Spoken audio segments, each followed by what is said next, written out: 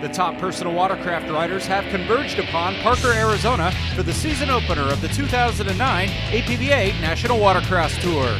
Yeah, it should be a good opening race because, like you said, Farthing and Warner's here, myself, there's a couple other people out there. But, we all are on great boats, especially me. I'm on the Yamaha. Yeah, so it could go any way. I mean, we could go 1-1-1 or, who knows? I mean, you never know what they got and what I got this year, so just going to depend on, we'll see how it goes. And here along the mighty Colorado River, the top pro riders from both the stand-up ski divisions and the runabout divisions will look to begin their season on a positive note.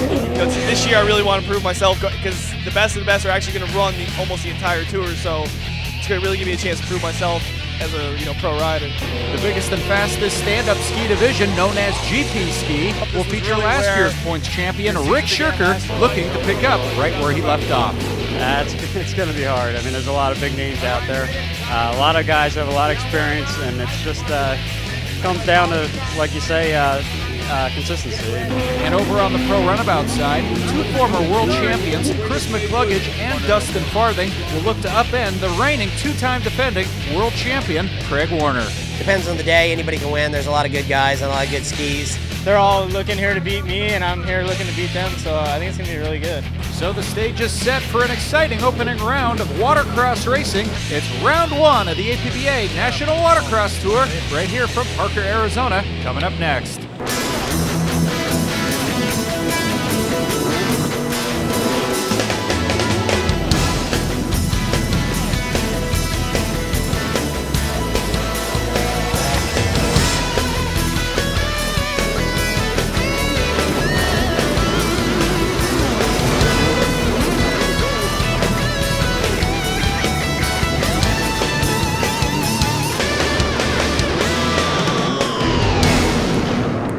Colorado River in Parker, Arizona, it's time now for round one of the APBA National Watercross Tour.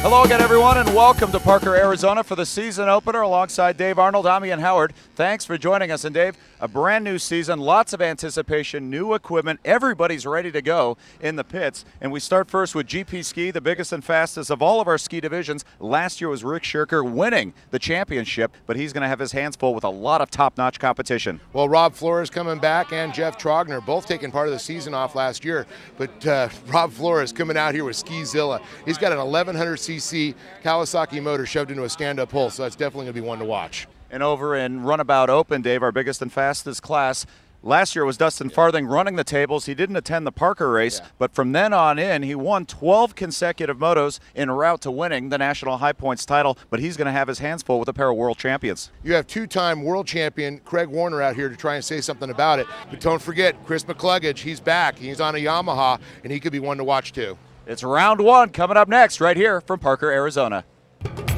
And time now for GP Ski as we take a look at the class specs. It's the biggest and fastest of all the stand-up ski divisions. 2- and 4-stroke engines allowed up to 1100 cc's. And what makes this class interesting, any hull and engine configuration is allowed. You'll see speeds in excess of 65 miles per hour. And let's take a look now at some of the highlights from Moto number 1. Jeff Wright of Eldora, Kansas would get the whole shot leading the field of GP ski boats looking for his first Moto win of the season. Last year's champion Rick Shirker of Doylestown, Pennsylvania would emerge second and challenge Wright for the lead. And Rick Shirker would notch the come-from-behind win to start off the race season on a positive note. So Rick Shirker notches the Moto 1 win. So it was Shirker, Wright, and LePron, your top three finishers, and here's the Moto 1 winner, Rick Shirker. Yeah, I'm really pleased with it. I wasn't sure how my boat was going to run, and it's running okay. And I got a chance to do a lot of off-season conditioning, so I feel pretty good for the first race of the year. And when we come back to Parker, Arizona, we'll have Moto 2 of GP Ski, so stay with us as you're watching round number 1 of the APBA National Watercross Tour right here from Parker, Arizona. Coverage of the APBA National Watercross Tour from Parker, Arizona has been made possible by the Blue Water Resort and Casino of Parker, Arizona, by Yamaha, by HydroTurf, by Sea-Doo, by Monster Energy Drinks, and by Bud Light. Welcome back to Parker, Arizona, and coverage of the APBA National Watercross Tour. And as we're in between motos for GP Ski, let's visit now with 22-year racing veteran Rob Flores for this HydroTurf Tech Tip. Here we are, Parker, Arizona, first weekend of racing here on the APBA National Tour. Going to take a look at one of the classes that we have here. The class I ride in, Pro Ski GP.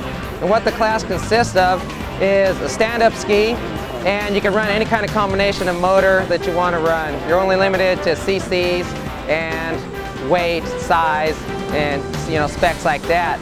My combination, I'm running a Kawasaki Craft with a Kawasaki motor. It's a 3-cylinder out of 1100 Kawasaki sit-down. Some of the other guys are running CD motors in Kawasaki's or CD motor in a Hydraspace. You pretty much do whatever you want. I opted for the Cowie setup. For me, it just made more sense, sticking with the same brand. It's reliable. I think the great thing about GP is it brought new life into the sport. It's really cool walking down the beach and seeing some of the setups that some of the guys are running, and putting this stuff together in the garage. And I'm pretty impressed with what I'm seeing. But hopefully this Cowie setup, it'll work and win some races. Time now for Moto number 2 for GP Ski, the biggest and fastest of all the ski divisions. Jeff Wright starting out of lane number 2, got the whole shot back in Moto number 1. Rick Shirker able to come from behind and get that Moto 1 win, going for the clean sweep, so it's his round 1 to lose, Dave. But Jeff Wright, for the second consecutive time, will get the whole shot.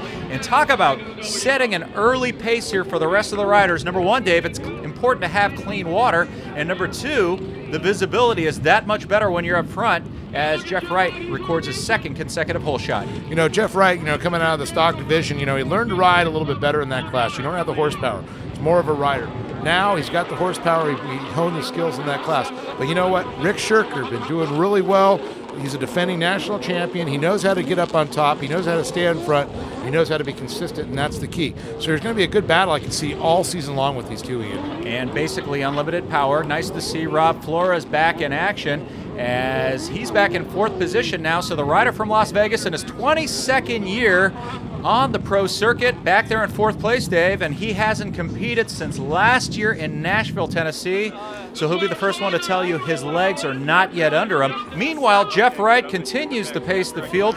You talked about it. You alluded to the fact that he's up from the stock ranks, but now having to deal with a lot more horsepower, Dave, and that's really the key, learning how to tame the horsepower and really control it, because that's the difference between stock ski racing and now GP ski racing. Well, throttle controls everything when you get in these a lot more horsepower, especially in the GP. This is truly the engine builder's class. I mean, there's not the typical 800cc. We got 951s. We've got 1100 motors stuck into them. We have Hydraspace motors in there that are punched up. So there's a lot of capability of getting a lot of horsepower, and you got to learn how to control it. And that's where throttle control and being smooth really comes into play. And Rick Shirker, who comes from the cooler climates of Doylestown, Pennsylvania, told us earlier about what it takes to prepare to race here in the desert. You can't get prepared for the air out here.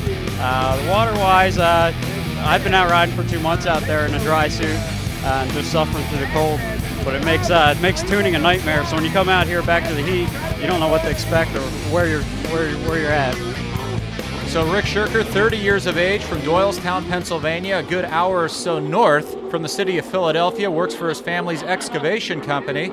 As we look at action now along the back stretch, Dave, and this course, very interesting. The split comes from the backside of the race course towards the left side then, so you have the option of either going to the inside split or the outside split, and then it's just a case of being your preference. Which do you prefer, which might be a little quicker, and it looks like so far the inside split has been the preference for most of these riders. Well, yeah, it is preference and everything. Sometimes they say the inside split because you get a lot of slop from riders on the outside and also from the other side of the course that come together, and it gets a little rough there, and they think the outside might be smoother. But sometimes the outside might be a little rougher too, because you're getting slap back from the outside. So it's really what the rider's luck is at that time.